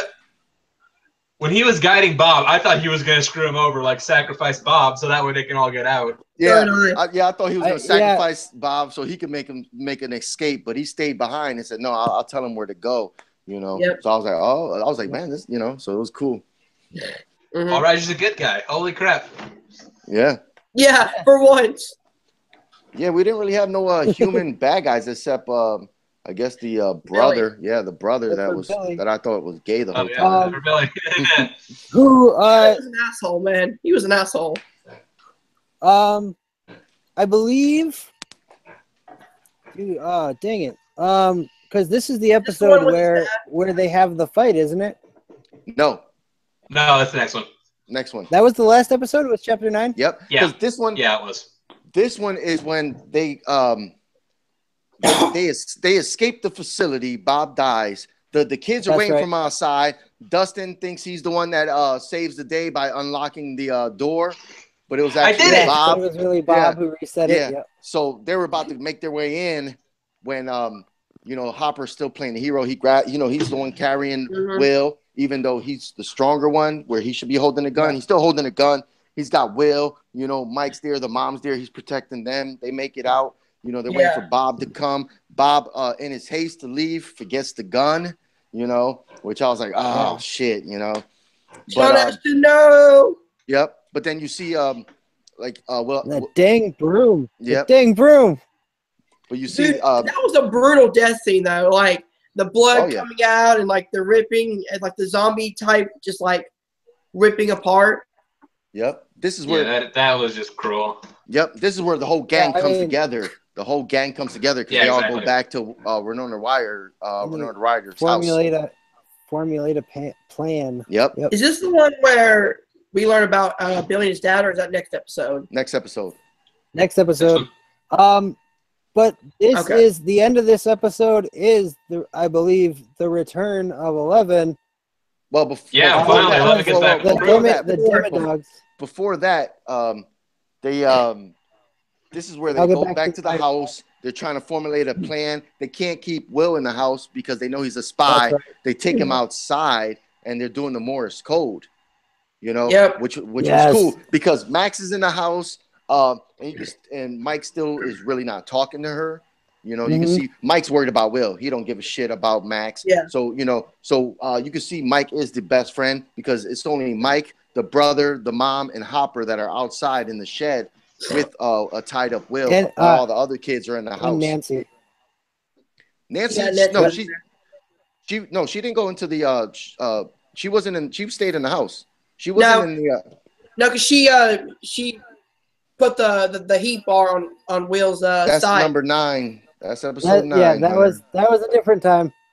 Okay. Yep. You're right. Nancy was in the house. I believe The you're only right. Nancy was people in the shed house. were, But anyways, that sequence, like, holy crap, from that kid, like, Yeah. was incredible. Just the way, like, I mean, his eyes just go dead. Mm-hmm. Yeah. Like, he like transforms in, like, on screen, like on camera, transforms into like this weird monster, and like in and out of like sobbing and being scared, and then like he's doing the like The MOS, the Morse SOS, code. you know, the Morse Yeah. code. Yeah, he's doing the Morse code, which is a kind of a homage to what Hopper has been teaching 11 11. Yep. on the radio. So that's why when he recognizes it, they go back in the house and then they tell the guys, okay, be on this phone. We're going to tell you what is going on, you know, and that's when all the kids come together and trying to figure it out, you know. Mm-hmm. Absolutely. And then that's where 11 comes yeah, in. so the phone rings and Will hears it. He figures out that he's still at home. And you see him actually control the demi-dogs now. You're seeing his now memories Yep. actually running towards the house. And they knock him out. They circle the wagons in the house. They think they're in for some horrible times. Fight to the death. Yeah. And you know, I mean, Nancy's got the 22. Hopper's got his Yep. machine rifle. Lucas has Max behind her with his wrist rocket pulled. Yep. Like everybody, Stephen's Steve's got the bat. His bat. He's got the bat. Jonathan ain't got shit because fuck Yeah. Jonathan. Yeah, Jonathan has a video camera or something like that. Something Jonathan's useless. like, if something else happens, I'm screwed. But we got people here. Jonathan has happy thoughts. Jonathan has happy thoughts. Yes, indeed. Yeah, Like, I mean, even Will has, like, he picked up a trophy, but Jonathan has nothing. Yeah. Yeah, Jonathan's got crazy Winona to protect him. Yep. Yeah. I mean, You hear not Will, them Mike. you hear the demo dogs approaching the house. You hear them in the bushes. You hear them right outside, and you're like, "Oh shit, they're about to come in." And you could tell the whole cast. They're like, "Okay, we're gonna. This is our last stand, but we're not gonna make it out of here. Not all of them, you know." And you could tell like Hopper's worried about the kids. You know, since he's the man and the cop, that he's worried about these little kids. Because think about it, there's five kids there, you know. So he's like, fuck, all these kids' deaths are gonna be on me. And It's like five so kids, 3 teenagers, and Winona Ryder. Yeah. Yeah.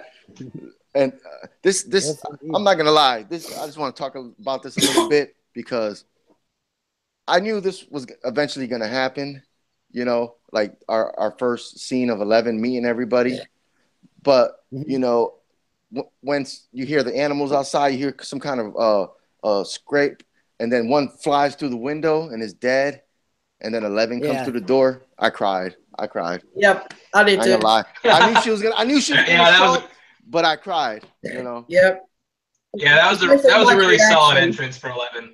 He's just I will looking dead straight at her. It was almost upsetting how like emotionally invested I was in these like 2 11-year-olds, like Yeah, for real. like Totally. having their triumphant like meeting, and it's like kiss her, God damn it, kiss her, come on. But there's still God damn it. but it's still innocent. So it's like, dude, kids that age, if they do kiss, it's gonna be awkward and not like long or not like sexual. Sure. So you're like, you're invested. Like these kids, like the stars align. There should be love. They're gonna grow up, get married. Last season, right? No, he didn't. Nope. Yeah, he did. Oh, no, he did. He did. Yeah, it was a quick peck.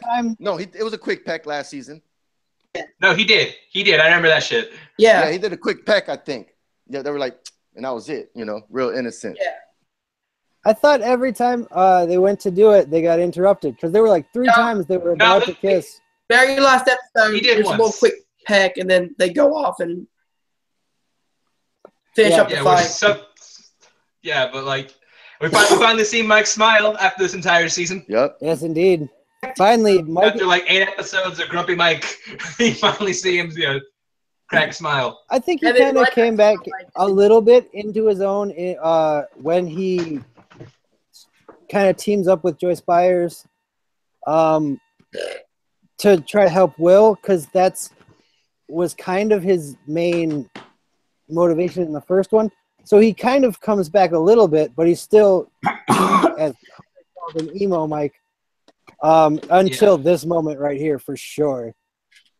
Yeah, and then, because he lost his second best friend. He lost his little girlfriend, and his best friend is still kind of funky from the Upside Down. So he had a lot of stuff going on. He's like, you want me? You're like, great. I lost my girlfriend. I lost my best friend. You want me to hang out with the black kid and Dr. Teeth? Fuck you. So that's the end of that episode. Actually, who else wants to comment? Exactly. Going back to the first episode or the second episode, the Winston scene where he's like, the Venkman scene. But I'm black. That's why I have to be Winston. Oh yeah. Yeah. I'm Venkman, and but you're also Venkman. No, you're supposed to be Winston. No, I want to be Winston. I specifically said that I definitely didn't want to be Winston. So, anybody else have anything to say before we get to the last episode? I think that's it. I think that's it for that episode. Let's keep going. Yep, let's get to the last episode now. Chapter 9, The Gate. It's all been leading up to this. We know everything that there is to know. That they're going to tell us. And we're just wrapping things up. They've got a plan now. They figure out about the Mind Flayer. You got to cut off his influence. Mm-hmm. So they're strategizing in the last episode, and now this is it. This is their execution. They've got 11. She's gonna close the gate. And then so they go to that, and then this is when because no, go ahead. No, I was gonna say this is when Mike actually runs up and hugs her, because the last episode it just ends with her coming in and everybody's just like, oh shit, Mm-hmm. Oh yeah, and then so Jonathan and Joyce and Nancy, they go with Will to try to because they know if they burn or if they do this stuff, if the Mind Flayer is killed, then Will die too. So they go off and do their Evil Dead exorcism in the in the cabin in the woods. And Steve is left to babysit the 4 kids. Well, before that, I just want to touch on the interaction in the house. Because as soon as she walks in, Mike goes up, he's smiling, he's crying, he gives her a hug, she's crying. All the kids are looking. Maxine's like, "Oh, is that 11?" And I love when she tries to introduce herself to 11, and 11 just brushes her off. Like, bitch, get away from me. And then she's all salty towards Max. Yeah. She thinks that, and then doesn't know.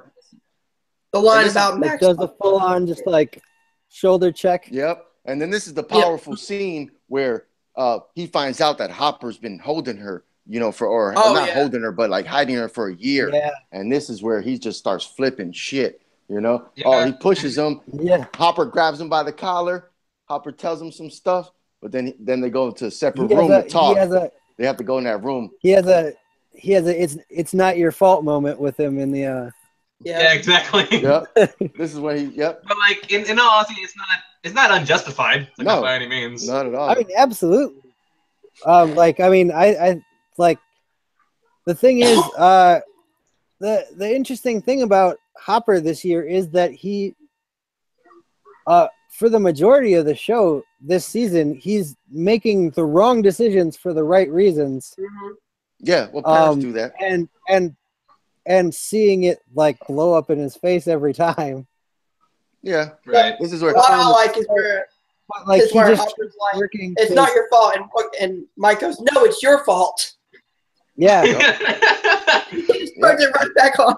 Hopper lets him get a couple punches And in, then he grabs him in for the father-son hug, and then Will just starts, Mike starts crying, and then it cuts to the next scene where 11 is hugging the two, Dustin and Lucas. Yeah. This is where Max tries to be friends. I'll tell you, like, nah, bitch. that's the scene that you guys were saying that you teared up when 11 came back. No, well, that scene was where I teared up. 100% was that scene between David Harbour and Finn Wolfhard. Like, boy, were they going hard, and like just like the emotion that was going on. Like, I don't know what he does to like wind those kids up to make them that good. Like, I don't know how he plays off of them or how they play off of him, but like, man, that performance was like, I got chills watching. Yeah, that. This episode was really powerful. You're correct, because once 11 walks past Max, she goes right to Winona Ryder and gives her a hug, like almost like a mother that she lost, and Winona Ryder's just so happy to see her again, Yep. And then we see Steve again, which apparently that dude has to be scarred up in every season. He gets fucked up. Second season, he's busted up. There you go. That's the two things you have to really mess up in Stranger Things: the buyer's house, the buyer's house, and Steve's face. Yep. Well, yeah. Before that, she looks at 11, goes to see Will laying down, and she looks at the message that says "close the gate," and then that's when Winona Ryder and them say, "Hey, can you close the gate?" And she's like, "Fuck it, I'll do it. I'm gonna close that gate." And then they. Go ahead, Chance. Go ahead, please. I was saying, like, that kind of rubbed me the wrong way, just because, like, I've been waiting this entire season to see 11 get back with the crew. That's what I want to see most. I want to see 11 get back with the crew. They get back together for like 5 minutes. It's like, okay, you got to go off and do something else. Yeah, she's got to go save the day. Yeah, you want them to interact, play video games, eat Lego, or eat some Eggos, but they can't. Legos. I actually like that they did that. Get the team back together. Because, like, once that moment does happen, it adds more impact to it. Yeah, I understand why it was done. Just I want to see 11 get back with the crew. Yeah, or more to relax. Yeah. Yeah, right. Like, she's I actually like that decision because I mean it made the stakes that much higher when she left. Was like, oh crap, they're not gonna do this again. They're not gonna do it again where she's like, she destroys the big bad and she's gone. Yeah, I thought they were going to go there too. I'm like, they're going to do it again. What are they doing? Oh, you know what? Yeah, I'm like, shit, not a second time. I got to say that Hunter was correct, because we find out Billy's story in the last episode. I thought it was this episode, but Hunter is correct. I thought, like I said, I thought he was gay, but yeah, the dad, roughs him up, hits him. Might be gay. And then he's crying. Billy's crying and shit because his dad beats him. Still might be, like, I mean, his dad even calls him. He says that he was looking in the mirror like a F word. Like a F. Yeah. Like a fucking homo. Oh, okay. Oh, Hunter. Okay, 2017. Can't say that. That's not what he said, but that's probably the nice way of putting it. Nice way to say it. That's a nicer way of putting it. He said like that. No, he said the FAG. He said the FAG. Yeah, he said the F word. Yeah, and then so after the credits, we get right to the mother in the bubble bath. And the dad being a useless pile of crap. Sleeping. The dad's sleeping. Yeah, just sleeping. Man. Can't answer the door. And I find it funny she was reading Fabio novels. Yeah. Yeah, she's reading a romance novel in the thing. She's got a little glass of wine. Oh, and the mom is super hot. She's a beautiful That's another woman. thing that I didn't notice like off the bat, but like throughout that entire season, she's got a glass of wine in every shot that she's in. Yep. Yeah. That's So she's obviously not being satisfied at home. If that was my husband, I'd be drinking too. Small, boring town. Oh, Husband works, sleeping. She's a housewife. Drinks a little wine. Yeah. Small, boring town. They ain't really, 80s. Oh, yeah, he rang the doorbell. And, of course, he's got the shirt open, the chest sticking out. She's got the robe on. He's got the hair. Revealing some of the breasts. He's got the hair. Yeah, he's got that luxurious mullet. Yeah. He takes the cookie out of the fantastic. He just walks out. Yeah. He's waiting for Mike to come home and be like, hey, I'm your new daddy. Yeah. He's pretty much about to be the stepdad to the two kids. Yes, indeed. That was a very interesting thing. Which is, you know what? Go ahead, Caleb. No, go ahead. By all means, I was just going to push on, but go ahead and if you. I was just going to say that it just shows like how he could push the emotions in. He just got his ass whooped by his dad. Like he was crying last episode we seen him, and then he goes out and he puts on the charm right away. Like nothing happened. Yeah. Yep. And that's why I think the actor that got to play him was incredible because he has to change his roles so often from being the big bully to really having to care a little bit about his story and then immediately turning on the charm whenever he needed to. Yeah. This was a weird thing where it was I'm definitely of the opinion that like I don't need my villains humanized. I don't need to see the home life of the bad guy. But this one was really subtle at a point of like what he's doing is wrong and he knows it, but that's all he grew up knowing was, to be an asshole pretty much. Yeah. And it wasn't forced down your throat like most movies do. I don't think, at least. No, it wasn't. Like, it was everything that happened was. I think it was warranted, and also like, I love Dacre Montgomery this season because like, this looked like the role he was like waiting his entire life to play this part because every time he's on screen, he's having a blast. Yeah, absolutely. I mean, like, he's the king of that small town. He's the coolest person around, and like, he plays it just like that. Oh yeah. Unfortunately, I'm probably gonna have to head out in a little bit. There's so much more to talk about in this episode, but I'm gonna leave it to you guys. Let's just. Well, I'm gonna have to dip out too in about 15 minutes, so I think we can rush through it though if you want. Yeah. Yeah. Ooh, So he gets the address from the mama, Mike and Nancy's mom. What are you doing? He goes down there in the meantime, he walks out. He doesn't walk out. He does not walk out. He gets stabbed in the needle with a needle by Max. Yep. And he swings the spiked bat like at his genitalia. This for me or my friend again. Right down the middle to perfect accuracy. She missed it by that much. Even he's looking like, damn. He's like, damn, that was close.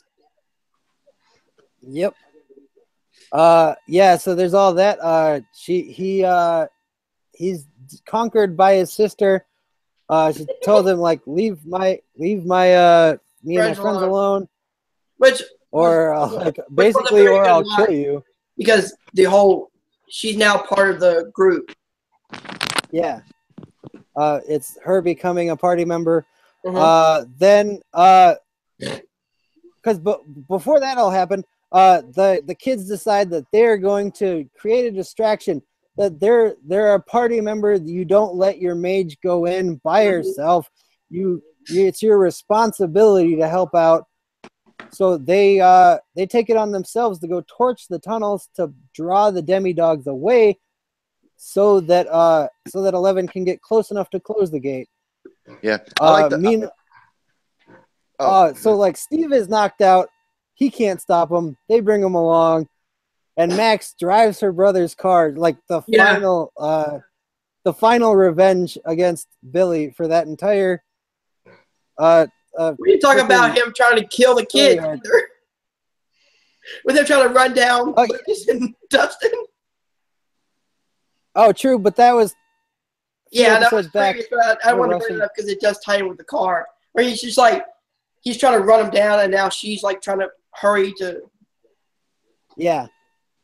Then there's that. There's we go back to Joyce Byers, Nancy, and Jonathan. They've turned on the heat. They know that the Mind Flayer hates the heat. He likes it cold, as Will says. So they're full on exorcisming him with heat lamps. That's going on. I think then it cuts back to 11. They're getting to the lab, walking through. You find Paul Reiser. He's okay. Turns out that Hopper makes a deal with him saying, this girl's going to save your life. So you need to make sure she has a life to go back to once this is over. They save him. It kind of blurs where it goes from there. I'll tell you where driving. it goes from there. Steve wakes up. Yeah, go ahead, please. Yeah, because I got it right here. Well, I just want to touch back. I like the father-daughter moment when Hopper and 11 were in the car driving away. Oh, yeah. Going back to the base. When they both told each other, like, yeah, I made mistakes. I should have, and they're both like, I'm sorry. And they hold hands, I thought that was really touching and then, moment. of course, the bitching, he's like, yeah. Yeah. Bitchin'. Yeah. Cause she's like, yeah, you look, he says something about the way she looks and she's like bitching. And then he's like, okay. Yeah. Yep. Cause you've earned that right, kid. Yep. Yep. Because right after that scene that Caleb was talking about of making the deal with the doctor, it cuts to the kids in the tunnels. It cuts to the kids in the tunnels. And then it cuts to Will getting burnt out, and then you see Hopper and 11 at the precinct at the facility making their ways to the opening. And it goes back and forth. So back touching and forth. on that really quick. It shows the kids kind of taking charge even over Steve, where it's like, well, we're going anyways, so you're gonna come with us and keep us safe, or are we gonna not do this? I thought it was pretty BA the way they went in there with their bandanas and their goggles, and then they just light the place up. That was epic. And then we see Dustin and Dart have their little reunion, which was pretty cool. It kind of paid off. Yep. They gave him the Three Musketeers so that they could get away. Yep. That was pretty awesome. Well, right before that is what Hunter was talking about, where Nancy takes the rod and burns the darkness out of Will. That happened before, and then we cut back to Hopper and 11 finally on the cart, going up to close the thing, and then we cut to the kids, and that's when we have the interaction between Dustin and his little pet. Yeah, but so they get the all not clear. Not so little pet, but not so little, not anymore. So they get the all clear to basically to go down the hole because it's like, oh, they've all been called away. Mm-hmm. They go down and then this is like really fast, interchangeably cutting. Jonathan calls and is like, hey, close the gate. We got it out of him. He does a Mark Maron and yells, close the gate. Supernatural thing with the demon coming out of the mouth. I immediately thought supernatural. Yep. Yeah. Whenever a demon gets killed, the black thing comes out of their mouth. Yep. Yep. And then so you think Steve and Dustin are going to get stuck because they're just coming and they don't have time to get out of the hole. Everybody else got out of the hole. but then the pack just runs past them because 11 is closing the gate. We finally see them face to face, the Mind Flayer and 11, and just this epic sequence of her like floating, and it's like she's absorbing the light that's around her, kind of, and using that. It seems like all the lights in the town get really bright. I don't know what that was about. I thought it was really cool, though.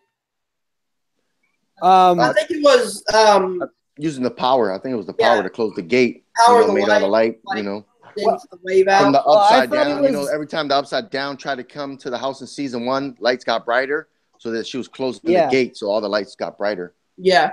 See, the way I took it was like that light was kind of like a shield, because remember, like he breaks through, the Mind Flayer breaks through, and then there's like this light shield that is like stopping it right before it hits her. Yep. But I didn't know like what power that was or where that was really coming from. It just seemed kind of like she was using the light to make a shield. I didn't know what was happening. I also like how but I thought it was really cool. Episode 7, where she's having to flash back and use the anger to really, control both hands. Yeah, she was thinking of Papa to show the flashback. Yep. Yes, indeed. And then, so they closed the gate. Man, we're cutting it real close here, Haven. Oh yes. I don't care. So they closed the gate flat. Then I guess it's fast forwards. I think a month. You see you see the building finally getting chained up. You see the MPs leaving. You see Murray's sitting there laughing. Yep. Yeah. He's just laughing his ass off. And then the big FU, the cop. The MP is in the FU. And then we see finally some closure for Barbara at her funeral. Yes, Barb can finally be put to rest. Thank God. Yeah. Which was a very good scene of the funeral and just all the people there, and all the loved ones. Yeah. Yep. Then we go to the diner. Yes, Paul Reiser is alive, and she got a birth certificate for 11. Yep. She is now Jane Hopper. Yep. Yeah. Jade Hopper. Jane or Jade? He's got a daughter Jane, now. I believe. Yep. Again. Yep. Again. And then we go to the aptly named Snowball. Snowball. Well, before that, we see all the kids getting ready. All the kids getting dressed up, ready to go have a good time. Lucas putting on his player face. Yep. Yeah. And then, of course, Dustin pulling out of the bag the Ferret Fawcett's hairspray. Yep. Yep. Where's my stuff? I need it.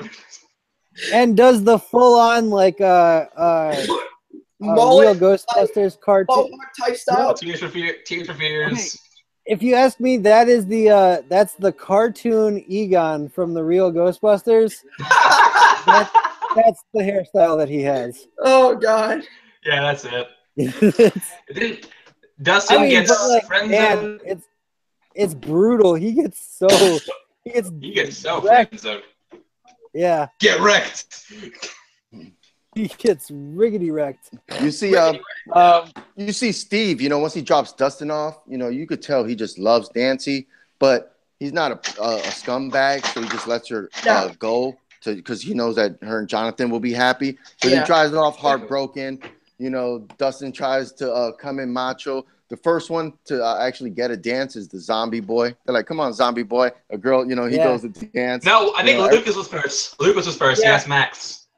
Yeah, Lucas. You're right. That is correct. And then takes forever. Put on those and then the kiss between Lucas and Max on the dance floor.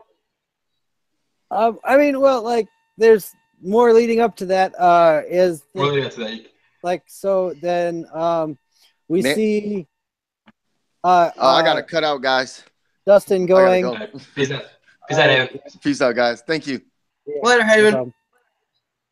All right. Yeah. So we see him. What's up? I was saying us three can go ahead and finish it up real quick.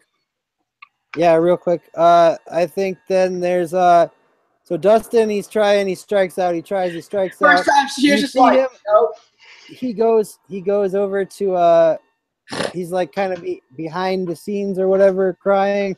Nancy, who's been like making googly eyes at Jonathan across the room, who's like all of a sudden he's a chaperone photographer person. Yeah.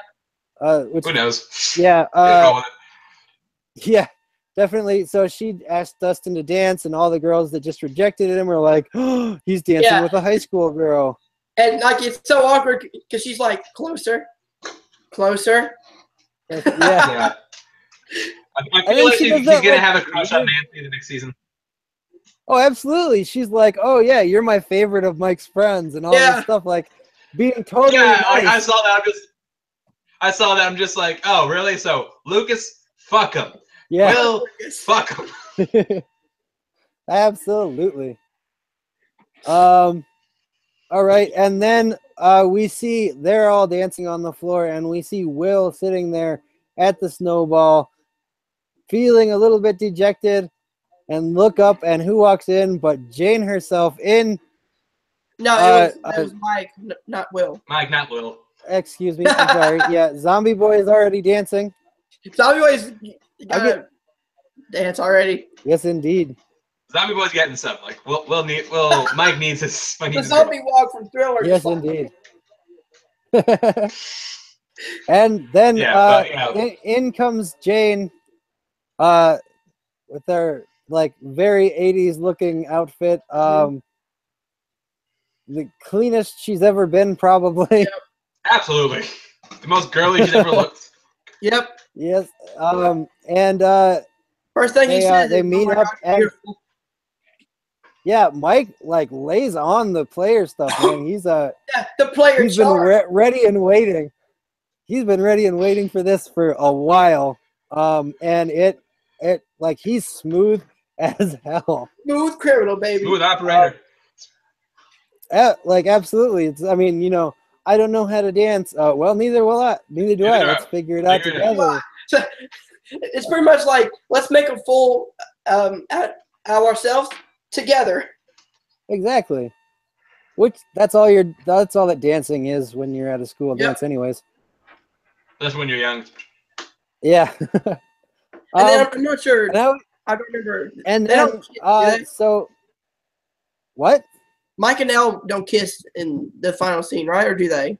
Oh yes, they do. Oh yeah, that's right. Oh yeah, yes, they do. Yep. Yes, okay, they very much so do. Yeah, because I remember Lucas and Max, and then Lucas and Max do it first, and then it cuts to them. And like, man, that was like the cutest thing. And behind the scenes, that was actually all of their first kisses. Yep. Not what's his face. Finn?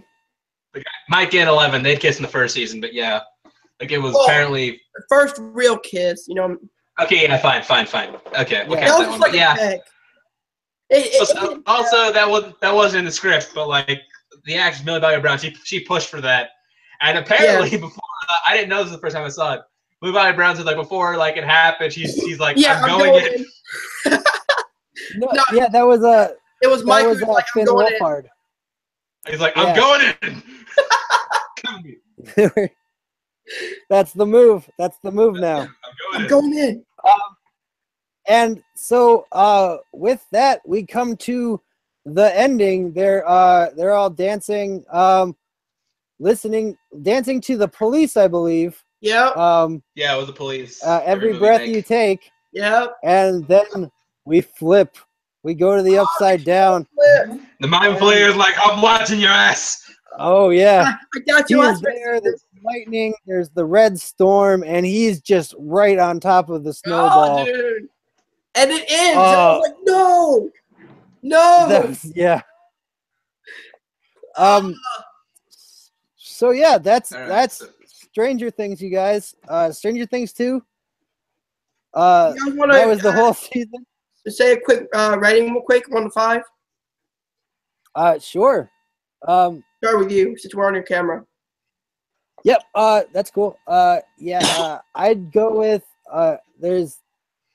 I'd say probably a solid 4.5 stars. There were a few things that I had like pretty minor nitpicks, except for episode 7, which again it fell out of place. But I loved it, dude. I thought it was fantastic overall. Chance? And I can't wait for what's coming next. Oh yeah. Chance, ready? Yeah, absolutely. Yeah. I'd like to say like this season. I really enjoy the season of television. They do some things better in the first season, but there are some things that drag the season down. It's like I want to say it's almost on par with the first, but not like a notch below. I give this a solid 4.85 out of 5. See, There you I'm go. different. I love the first season. I feel like this upped this season. Like the second season upped the first one. Oh I'm wow, giving it really? 5. I love this season. I'm getting a 5 out of 5. Oh wow. Oh, you I rate love very interestingly. I will give you that. There was nothing that I didn't dislike. Okay, that's fair. Yeah, that's yeah. you You're entitled all to seem your opinion. surprised. I am like it was far from perfect. It was, I mean, it was really good, but I wouldn't say it was like Nothing's a perfect 5. Nothing's perfect though. No show, no movie is perfect. If you would cut Season there's 1 cut was out- perfect. Stages. Season 1 was Season perfect. 1 was the If you'd perfect cut 5. out episodes, cut out, and you had 11 come with the crew earlier, I would have given this a 5. But see, Absolutely. no I'm question. different because They could have at tightened a least few episode things, and 7 it would have led been to a 5. something, and it tied in with the next 2 or 3 episodes. With her having to use that anger to close the gates, and then you learn more about, there's more out there. I got more of episode 7 it happened at the same time, but it was more about what 11 was going through. And it tied in with her returning, using the anger to close the gate and everything like that. Yep. All right, guys. Any closing thoughts before we get out of here? We've been going for a while. Yeah, this was one of my favorite shows on television, and I can't wait for season 3. Season 3 is going to be amazing. I can't wait. Can't wait. Absolutely. I'm super excited. Like I said, the problems that I had weren't very large, and the thing that episode 7 did do was make me excited for the future. For sure. Everything else kind of paid off, but that was the episode that is like, this is what's going to happen next season. That was your little bit of a preview. I'm not complaining if you didn't like it. I'm just saying I see it connecting to the final 2 episodes and to season 3 to come. Sure, yeah. So yeah, like Chance said, definitely one of my favorite shows on TV/streaming right now. It's incredible. If you haven't watched it and you watched this, you're an idiot. Yeah. But go watch it right now. What are you doing to yourself? So I'm just gonna thank you guys for being here, for for reviewing this show with me. It was a lot of fun. It was a fun journey into the Upside Down. Anything you guys want to promote or anything before we close it? How do you want to go first? This is your channel, so no, I'll go first. Yeah, this is your channel.